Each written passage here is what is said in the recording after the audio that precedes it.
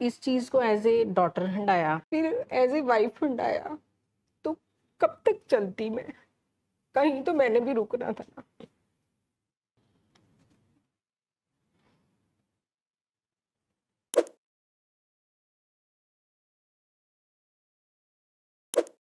मैं अपनी journey share करूंगी एज ए वाइफ, और इस चीज़ को बढ़ाने में मैंने क्या रोल प्ले किया, फिर रिकवरी में आके भी मैंने क्या रोल प्ले किया। क्योंकि मैं चाहती हूँ कि अपनी जो थोड़ी, मैं ब्रीफली बताऊंगी अपनी हिस्ट्री। हम यहाँ 6 साल पहले आए थे। मेरे हस्बैंड अल्कोहल लेते थे, बहुत ज़्यादा, बहुत ज़्यादा। सबसे बड़ा क्वेश्चन पता क्या होता है कि हमारे घर की बीमारी आ क्यों गई? बीमारी होती है हमारे घर में पहले से, हमें नज़र नहीं आती। क्योंकि मेरे को भी नज़र नहीं आती थी बीमारी, मेरे घर में भी 10-15 साल से चल रही थी, कहीं ना कहीं, कहीं ना कहीं, लेकिन उसको मैं भी इग्नोर कर रही थी। थोड़ी थोड़ी से ही मेरे हस्बैंड ने शुरू की थी फन के लिए, लेकिन कब वो उनको, उनके लिए प्रॉब्लम बन गई ये मुझे भी पता नहीं चला। मैं भी इग्नोर करती रही इस चीज़ को। तो ऐसे ही 10-12 साल बाद जब उनको प्रॉब्लम्स आने लगी, उनकी वर्किंग, उनकी फंक्शनिंग में, बॉडी में, तो मुझे रियलाइज हुआ कि नहीं, अब एक्सेस में हो गया है। तो उस दिन लास्ट डे था 2 जुलाई को। आज 3 जुलाई को हम हॉस्पिटल आए थे, जिस दिन हमने ये डिसाइड किया था कि हम ट्रीटमेंट के लिए जाएंगे। शायद वो भी मैं डिसाइड ना करती, अभी भी इतनी हिम्मत ना जुटाती, अगर हमारा बॉटम ना लगा होता। तो बॉटम हमारा एक एक्सीडेंट से लगा, जिसके बाद मैं कोई भी चांस नहीं ले सकती थी। मेरे पास कोई ऑप्शन नहीं थी कि मैं दोबारा ऐसे अपने आप को इस सिचुएशन में बच्चों को डालूं, क्योंकि वो तब मुझे भगवान ने चांस दे दिया था जिंदा रहने का, शायद अगली बार ना मिलता। उससे पहले मैम थोड़े से बिहेवियर्स बताओ कि क्या बिहेवियर्स आने स्टार्ट हो गए थे जिसमें आपको डिजीज दिख रहा था पर फिर भी हम उसे इग्नोर कर रहे थे। बिहेवियर्स में ना, जैसे मेरे हस्बैंड ठीक थे, शुरू से ठीक थे, जब से हमारी शादी हुई है लगाते थे, कभी कभी महीने में एक आध बार लगा लिया। जब उनकी ये एडिक्शन की बीमारी शुरू हुई तो उनके बिहेवियर में चेंजेस ऐसे कि जैसे हम दोनों, सबसे पहले तो हम दोनों एक प्लेटफॉर्म से अलग हो गए। वो, उनके ओपिनियन मेरे से डिफरेंस हो गए, मतलब डिफरेंट हो गए, मेरे उनसे डिफरेंट हो गए। हर बात पे हम एक डिसाइड नहीं कर पाते थे कि, सबसे बड़ा जो मैंने फील किया है कि डिसाइड नहीं कर पाते थे कि हम दोनों डिसीजन कैसे लें। उनका अपना होता था, मेरा अपना होता था। तो झगड़ा, उनकी फंक्शनिंग, वर्किंग, वो भी गवर्नमेंट एम्प्लॉई हैं, ऑफिस में उनकी वर्किंग इफेक्ट हो रही थी, तब भी मैंने इग्नोर किया। मुझे लोग बताते थे, लेकिन हम इग्नोर कर देते हैं। हम इतने कोडिपेंडेंट होते हैं ना कि हमें लगता है कि हमारा तो लव्ड वन कर ही नहीं सकता। हम भी मतलब ऐसे फिर चलते रहे, चलते, इसीलिए इग्नोर करती मैं, चलो ठीक है अभी खा पी मैम के। जिद थी। जिद तो बहुत थी, जिद तो अभी भी उनकी पार्ट एंड पार्शली है। स्पेशली वाइफ्स तो क्वेश्चन करती ही नहीं है, क्योंकि वो इतनी कोडिपेंडेंट होती हैं कि ठीक है जो हस्बैंड कर रहे हैं वो ठीक है, ब्लाइंड फेथ होता है उनको अपने हस्बैंड के ऊपर। तो as a wife I think ये छोटी छोटी गलतियां हैं जो बीमारी नजर नहीं आने देती घर में, क्योंकि हम देख देख के भी देखना नहीं चाहते। हमारी इतनी कोडिपेंडेंस होती है ना अपने हस्बैंड पे। तो उसके बाद फिर जब जर्नी, एडिक्शन की जर्नी, आप मतलब आपको मैं इंसिडेंट बता देती हूँ जहाँ मेरा बॉटम लगा। हम लोग गए हुए थे घूमने के लिए, तो वहाँ पे इन्होंने ड्रिंक कर ली सुबह सुबह ही। सुबह सुबह मतलब 4 बजे उठ के इन्होंने शुरू कर दिया। हमने वापस आना था यहाँ अमृतसर। तो जब हम वहाँ से निकले, इनकी बुरी हालत थी। तो मैंने बहुत कहा कि नहीं आप गाड़ी नहीं चलाओगे, गाड़ी नहीं चलाओगे, पर हम निकल पड़े। वहाँ से हिली एरिया में गए थे। तो वहाँ पे क्या हुआ कि इन्होंने ओवरटेक करना चाहा किसी गाड़ी को, तो उनसे ब्रेक नहीं लगी। तो सामने मतलब खाई थी और एक गाड़ी लगी हुई थी। अगर वो गाड़ी आगे ना होती तो हमारी कार सीधा वहां पे अंदर खाई में जानी थी। और अगर इतनी जोर से चोट बजती गाड़ी से, तो वो उस गाड़ी में भी फैमिली बैठी हुई थी, तो वो भी नीचे गिर सकते थे। मतलब दोनों ही कंडीशन में हमारा एंड था, एंड था दोनों कंडीशंस में। तब फिर मैंने डिसाइड कर लिया कि अब मैं रिस्क नहीं ले सकती, तो मुझे ट्रीटमेंट की तरफ जाना ही होगा। मुझे इतना पता था, देखो पता हो के भी ना, पता नहीं हमारे आंखों पे क्या पट्टी पड़ी होती है पता होके भी हम ट्रीटमेंट तक नहीं पहुंच पाए इतने साल। ये भी मुझे पता था कि यहाँ पे ट्रीटमेंट होता है इस चीज़ का, लेकिन हम इग्नोर कर देते हैं बिहेवियर्स को। हम सोचते हैं ये तो नॉर्मल चीज़ें आपने हैं। समझाया था उन्हें, कोई बड़ों से उनको समझाने की कोशिश करी हो, बहुत किया है, फैमिली में बहुत। शोर मचाने की कोशिश करी हो? देखो पहले तो मैं शोर नहीं मचाती थी, क्योंकि मैं इतनी को डिपेंडेंट थी ना कि मुझे शर्म आती थी कि मैं फैमिली में किसी को नहीं बताऊंगी। मुझे लगता था कि वो मुझे ही ब्लेम करेंगे इस चीज़ के लिए, तो मैं छुपाती थी।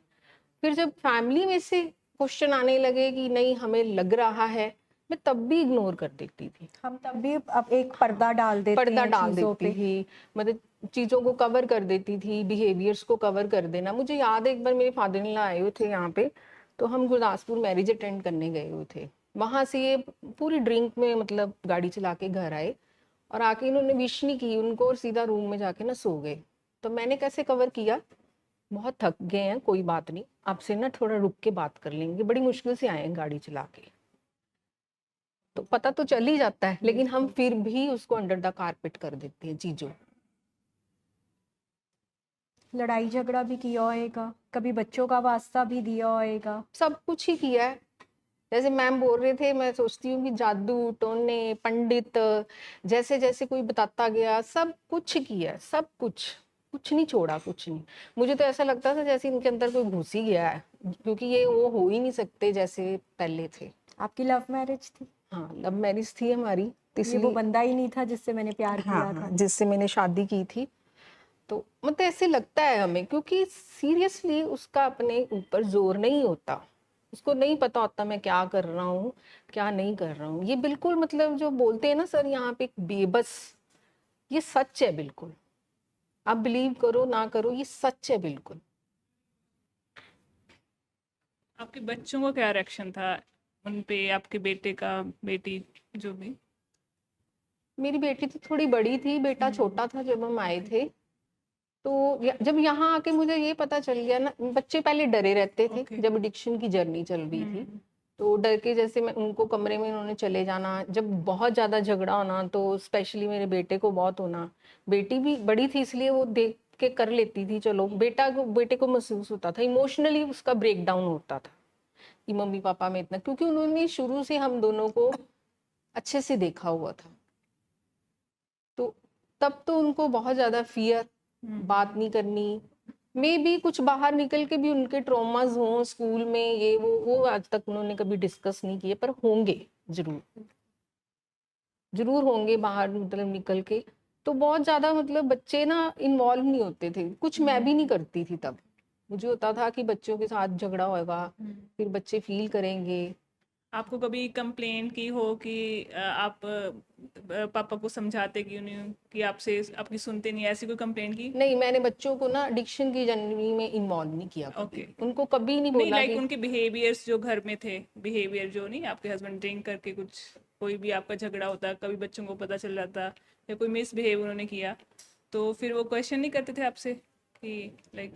क्वेश्चन तो बहुत किए हैं, मैं आपको सच्ची बताऊं, मेरी बेटी ने तो यहाँ तक कह दिया था कि मम्मी आपने कैसे आदमी के साथ शादी कर हाँ, ली। मैं वही पूछ रही हूँ ऐसे। क्वेश्चन तो उन्होंने बहुत किए हैं, मुझे तो कुछ शायद कुछ याद भी नहीं होंगे, पर जो मेरे को याद था, एक बहुत बड़ा मेरे लिए प्रश्न चिन्ह था ये मेरे ऊपर, जब मेरी बेटी ने बोला कि आपने किससे शादी कर ली। बच्चे बच्चे के मन में बहुत कुछ होता है, लेकिन उनके प्रश्नों का हल नहीं है ना, क्योंकि हमारे पास ही हल नहीं था इस चीज का। मतलब यहाँ आके पहले तो ये चीज पता लगा, फर्स्ट मीटिंग में मुझे ये पता लगा जसबीर अंकल को सुन के कि ये एक बीमारी है। मैं सोचती थी कि ना, हाँ हम एवं ही कह देते ना दिमाग खराब है, दिमाग खराब होता है असल में, वाकई में होता है। होता है।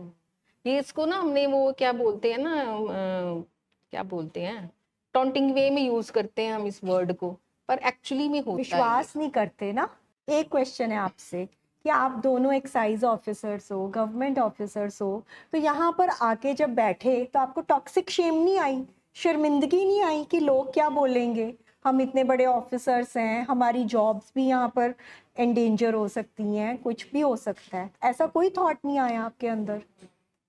ऐसा वैसे मेरे अंदर थॉट नहीं आया, क्योंकि मैंने इससे पहले ही बहुत सारी सिचुएशन ऑफिस में फेस कर ली थी जहां मुझे ये बोला जाता था, राजेश ऐसे कर रहा है, ये वो हो रहा है, तू ध्यान रख, तू थोड़ा देख। क्योंकि हमारे ऑफिस में डिपार्टमेंट में सबको पता है कि ये बड़े लवली से कपल है, दोनों की लव मैरिज हुई है। तो उन चीज़ों से मेरे को लगता है वो चीज़ें जो थी ना, वो फेस करनी बहुत मेरे लिए मुश्किल थी। जब मुझे यहाँ आके ये पता चल गया ना कि ये एक डिजीज़ है, उसके बाद डिजीज कंसेप्ट को लेके तो मुझे कोई टॉक्सिक शेम नहीं आई। मैंने मान लिया था एक दो मीटिंग्स के बाद, ठीक है, ग्रेसफुली एक्सेप्टेंस आने में टाइम लगा, लेकिन राहत मिली? हाँ, राहत बहुत मिली। वही जैसे बोलते हैं, बहुत जमाने बाद बंदा सोता ही है यहाँ आके, तो 2-4 दिन तो नींद ही पूरी करता है। जो कितने टाइम से हमारी उखड़ी होती है, हम सोए ही नहीं होते, पूरी पूरी रात रो के बिताई होती है हमने, देख देख के कि क्या हो रहा है, कैसे हो रहा है। फिर यहाँ से हमारी जर्नी शुरू होती है। हमने छुट्टी ली ऑफिस से और मैंने कुछ नहीं सोचा, मैंने इनके सर्टिफिकेट पे लिखवाया कि ये अपनी डिजीज, इस चीज की डिजीज का ट्रीटमेंट के लिए हमें छुट्टी चाहिए। इस चीज को लेके मैंने बिल्कुल भी टॉक्सिक शेम नहीं की कि हम कहाँ हैं, ऑफिसर्स हैं या गवर्नमेंट में डिपार्टमेंट में लोग क्या सोचेंगे, नहीं, मैंने नहीं सोचा ये चीज। पर ये है कि अगर इस जर्नी में आप रहोगे ना, आपको जैसे जैसे टाइम बीतेगा ना, वही लोग आपको एडमायर भी करते हैं। फिर मुझे अब मेरे को अप्रिशिएशन भी मिलती है, मतलब मैं ग्रेटिट्यूड करती हूँ इस चीज का, कि जो लोग मुझे बोलते थे कि इस चीज को देख, अब वो बोलते हैं कि तूने बहुत अच्छा किया है, मुझे खुद नहीं पता कि तूने कितना अच्छा किया अपनी फैमिली के लिए। तो वो सुन के फिर शुक्र भी आता है मन में कि चलो कर सके, भगवान ने मौका दिया, सर ने सपोर्ट किया। आपके पेशेंट का क्या रिएक्शन है? क्योंकि हमारे सबसे बड़ा डिनायल फैमिलीज का ये भी होता है, क्योंकि जब पेशेंट यहाँ पर आता है, पेशेंट के पास इंसाइट, उसकी मत बिल्कुल काम नहीं कर रही होती। पेशेंट अक्सर अपनी फैमिली को धमकाता है कि अगर मुझे आपने ट्रीटमेंट में रखा तो मैं आपको ये करके दिखाऊंगा, और करके दिखाऊंगा, और ये करके दिखाऊंगा। तो आपके पेशेंट या एक जनरल आपने जो एक्सपीरियंस किया है, पेशेंट का क्या रिएक्शन होता है? देखो, मुझे जो फील होता है कि हस्बैंड मेरे आए तो यही सोच के थे कि नशा छुड़वाता हूँ अपना, मतलब बहुत ज़्यादा एक्सेस में हो रही है, तो चलो ट्रीटमेंट करा लेते हैं, अपना नशा छोड़ देते हैं। तो यहाँ आके उनका मन नहीं लगता होता था। 2-3 दिन तो उनकी शैली मैम से बहुत लड़ाई होती थी, ये ठीक नहीं है रूम में, ये ठीक नहीं है, क्योंकि अंदर से बेचैनी थी उनको, अंदर से वो रेस्टलेस थे बिल्कुल। मतलब वो चीज़ जो उनसे दूर थी, उसकी वजह से वो नहीं कर पा रहे थे। फिर आपने ट्रीटमेंट करा 3 मंथ का, उसमें उनका क्या क्या रिएक्शन आया बीच बीच में, लाइक कि वो ऐसे ग्रेटफुल थे कि हाँ मेरा ट्रीटमेंट हो रहा है? वो तो नहीं हुआ होगा उनको 3 मंथ के बाद में रियलाइज किया? देखो, इनसाइट जो है ना, बड़े टाइम बाद आती है पेशेंट, पहले तो फैमिली कोई नहीं आती है। तो पेशेंट से एक्सपेक्ट करते हैं कि पेशेंट जो है मान ले, पेशेंट एक्सेप्ट कर ले। आई थिंक पहले फैमिली कोई नहीं आती। वो जो सर बोलते हैं ना, पेनफुल जर्नी से एक ग्रेसफुल एक्सेप्टेंस, मतलब जर्नी तक, वो उसको बहुत टाइम लगता है। कि अगर ट्रीटमेंट कराना है ना आपको, तो आपको डिस्ट्रैक्शंस नहीं चाहिए। कम से कम उतना टाइम पीरियड जो एक इनिशियल स्टेज होती है पेशेंट की, 6 महीने साल जितने, आपको डिस्ट्रैक्शन नहीं चाहिए कोई भी। जैसे फ़ोन वगैरह में इनके पास नहीं होता था, मैंने सबको बोल दिया था जिसने फ़ोन करना मेरे फ़ोन पे करो, और मुझे कम फ़ोन करो। वो चीज़ मेरे को नहीं चाहिए कि सब लोग हाल चाल पूछें, सिंपैथी दें। मुझे ये था, मेरा फोकस इस चीज़ पे था कि हमने ट्रीटमेंट में आगे कैसे बढ़ना है। डिनाइल आती है, बहुत बातों की आती है, वही कह रही इतनी जल्दी हम एक्सेप्ट नहीं करते कि ये डिजीज है। आते तो यहाँ पे हम यही सोच के है ना, चलो अल्कोहल है या कोई ड्रग्स है तो इसको छोड़ दें। फिर धीरे धीरे बैठ के पता लगता है कि बाकी डिजीज है, और वो भी बेबस है। देखो मेरी ना, मैं सोचती हूँ कि मेरे पे परमात्मा ने इतनी कृपा की कि मैंने ज्यादा नहीं ये सोची चीज। 2-4 दिन बाद जब, क्योंकि यहाँ आके मुझे जो सपोर्ट मिली ना, मुझे मतलब वो, उसको मैं शब्दों में नहीं कह सकती। मैंने ये सोच लिया कि नहीं, यहाँ पे ही मेरी प्रॉब्लम का हल होना है। हम देखते हैं ना, पेशेंट बात नहीं करता किसी से, ज्यादा खोया खोया रहता है, क्यों बात नहीं करता, मेडिसिन ने कहीं इसको वो तो नहीं कर दिया, हम सोचते हैं ये चीज। हाँ। लेकिन मैं अपने एक्सपीरियंस से बोलूं तो ये उसकी पेन होती है। उसका मन नहीं करता बात करने को, बिल्कुल भी नहीं करता, क्योंकि ये उसकी पेन होती है। जो उसने एक चीज़ जिसके साथ उसने शुरू से अपना रखा होता है, जो उसके लिए सबसे इम्पोर्टेंट थी, फैमिली से ऊपर थी, सोसाइटी, रिलेशन सबसे ऊपर थी, तो उस चीज़ से अलग रह के वो खुश नहीं रह सकता। इस चीज़ को समझना बहुत डिफ़िकल्ट है, मेरे को बहुत टाइम लगा इस चीज़ को समझने में, इस पेन को समझने में कि वो कितनी पेन में होते थे। मुझे भी लगता था कि पता नहीं क्यों चुपचाप बैठे हैं, क्यों ऐसे, बस एक अंदर ना एक फेथ ज़रूर था कि नहीं, ठीक होगा सब, यहाँ पे आ गए हैं, यहाँ से ठीक ही होगा सब। तो बस वो फेथ सर की सपोर्ट से आगे आगे आगे आगे जर्नी चलती रही। फेजेस सारे आए, सारे फेस किए हैं। ऐसा नहीं कि मेरे पेशेंट के साथ वो नहीं हुआ जो आपके साथ हो रहा है, सब कुछ वही, उसी जर्नी से, उन्हीं स्टेप्स के बाद हम यहाँ तक पहुँचे हैं। ईच एंड एवरीथिंग सर बोलते हैं ना, जो भी जर्नी के बारे में, वो सब कुछ होता है। जैसे जैसे आप आगे चलते जाते हो, वैसे वैसे आप हंडाते जाते हो।